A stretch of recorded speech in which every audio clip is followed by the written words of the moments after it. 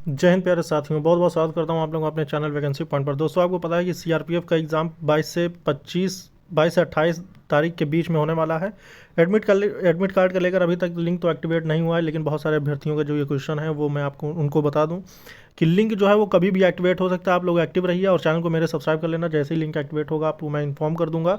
और आपको पता है कि ये प्रीवियस ईयर मैथ का क्वेश्चन पेपर है। इसके अलावा जितने भी क्वेश्चन पेपर हैं वो सारे के सारे मैं आपको अपलोड कर दूंगा।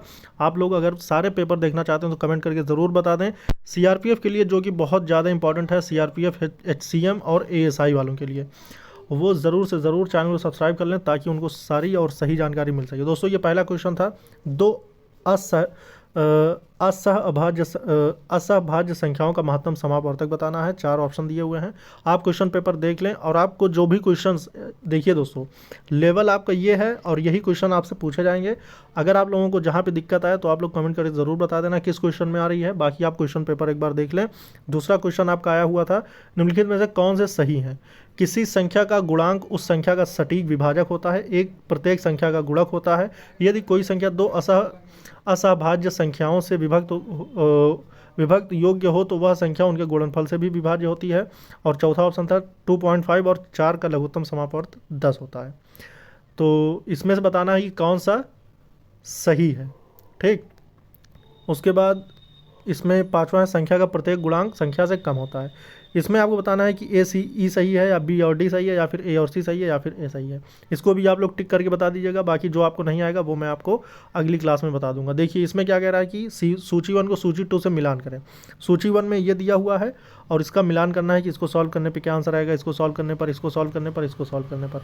जो भी आंसर आएगा आपको टिक करना है कि इसमें से ए का तीसरा, बी का पहला, सी का चौथा या डी का ये, या फिर दूसरे में तीसरे चौथे। इसका ये ऑप्शन दिए हुए हैं। आगे बढ़ेंगे और देखेंगे।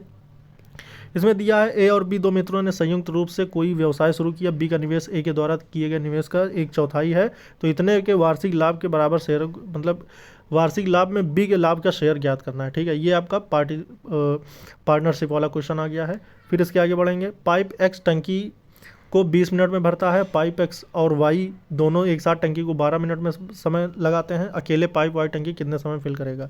दोस्तों, ये बहुत आसान क्वेश्चन है। ऐसे क्वेश्चन तो आपको धड़ाम से आ जाने चाहिए। देखिए, एक्स जो है 20 मिनट लगा रहा है और एक्स वाई दोनों मिलकर, एक्स प्लस वाई दोनों मिलकर 12 मिनट लगा रहे हैं। इसकी दोनों की एफिशिएंसी निकालेंगे कि कितना टोटल काम किया इन्होंने, तो 60 आएगा। 3 और 5, तो इसका मतलब कि 2 काम जो कर रहा है वो वाई कर रहा है। एक्स एक दिन में 3 काम कर रहा है या फिर एक टाइम में, और वाई जो है 2 काम कर रहा है। दोनों मिलकर जो, नहीं तो सिर्फ पूछ रहा है कि वाई, अकेले वाई जो है 2 से इसमें डिवाइड कर देंगे 60 में, तो 30 आ जाएगा इसका सही ऑप्शन। तो ऑप्शन नंबर 3 सही हो जाएगा। दोस्तों, इसी तरह आगे बढ़ेंगे और देखेंगे। राधिका अपनी पूरी यात्रा का इतने भाग रेल से तय करती है और इतना भाग बस से तय करती है। 6.5 किलोमीटर की दूरी पैदल तय करती है, तो उसने कुल कितनी दूरी तय की है। ये भी बहुत आसान है। टोटल दूरी है 5, जिसमें से 3 भाग पहले तय कर लिया। उसके बाद फिर जो है 7/20 भाग, तो इसको कंपेयर करना पड़ेगा। उसके बाद इस 5 को भी इसके बराबर लाना पड़ेगा। तो इस तरह से ये सवाल बहुत आसानी से सॉल्व हो सकते हैं। ठीक है, उसके बाद यहाँ देखेंगे, किसी सप्तभुज के सभी अंतःकोणों का योगफल क्या होगा। दोस्तों, सप्तभुज का मतलब जिसमें 7 भुजाएं हों, तो ऐसे करके आपको बताना पड़ेगा, उसके अंतःकोणों का योग बताना होगा। फिर उसके बाद यदि इसके बराबर ये, इसके बराबर ये, इसके बराबर ये, तो आपको बताना है कि इसके बराबर क्या आंसर आएगा। दोस्तों, बहुत ज़्यादा टफ क्वेश्चन पेपर नहीं था।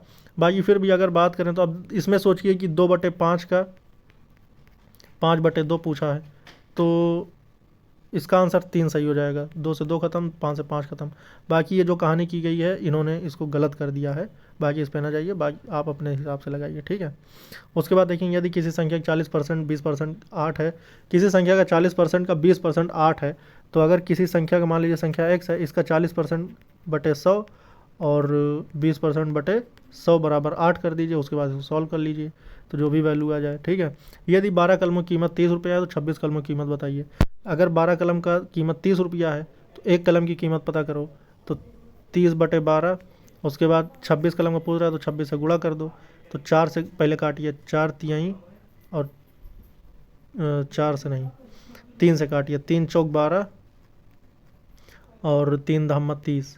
फिर उसके बाद 2 से काटिए, 2 दूनी 2 पंचे, फिर 2 13, 13 पचे 65। तो सी ऑप्शन सही हो जाएगा, तीसरा। फिर उसके बाद आगे बढ़ेंगे। 2 अनुक्रमिक विषय पूर्णांकों के वर्ग। ये सब जितने भी क्वेश्चन दिए हुए हैं दोस्तों बहुत आसान है। बस ये कि आपकी प्रैक्टिस अगर अच्छी है तो आप बेहतरीन कर पाएंगे।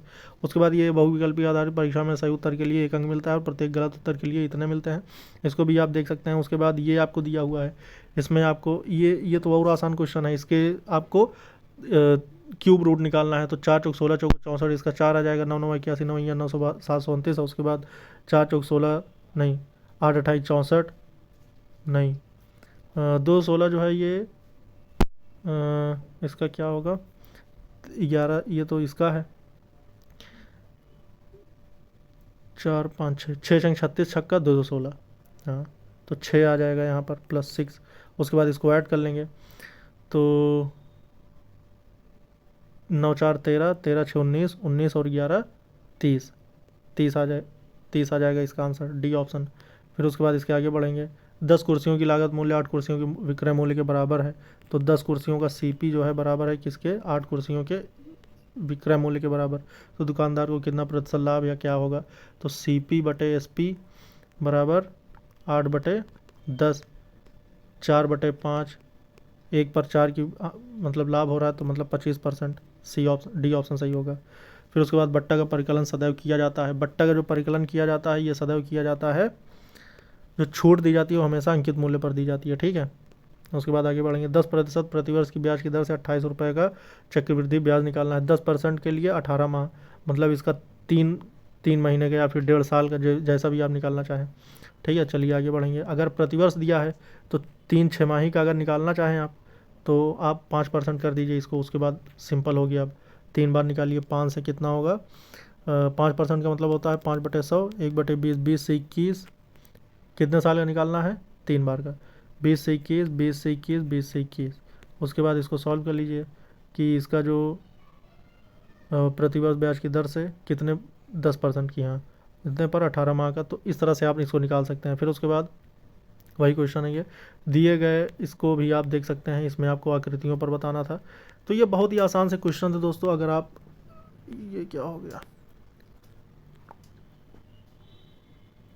फिर यहाँ पर आप किसी संख्या का 45% 18 है, किस संख्या का, इसमें जितनी संख्याएं दी हुई हैं आप चाहें तो संख्याओं से चेक कर सकते हैं, ऑप्शन से भी।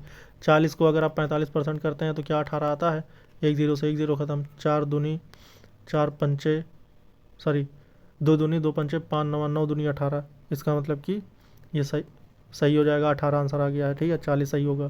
फिर उसके बाद इसके आगे निम्नलिखित में कौन सी संख्या घन संख्या है, तो 64 ही है, ठीक है। फिर उसके बाद ये देखते हैं, इसमें से आपको बताना है कि कौन सा सही होगा। बहुत आसान से क्वेश्चन है दोस्तों। उम्मीद करता हूँ कि आपको ये क्वेश्चन बहुत ही अच्छे लगे होंगे और यही क्वेश्चन है जो कि आपके सीआरपीएफ के जैसे एग्ज़ाम में पूछ लिए गए हैं। तो अगर आप हेड कांस्टेबल मिनिस्ट्रियल के लिए ऐसे और से ज़्यादा कंटेंट चाहते हैं तो आप लोग चैनल को ज़रूर सब्सक्राइब कर लेना और कमेंट करके ज़रूर बताना कि ये पेपर में आपने कितने क्वेश्चन सही अटैम्प्ट किए हैं और कितने नहीं।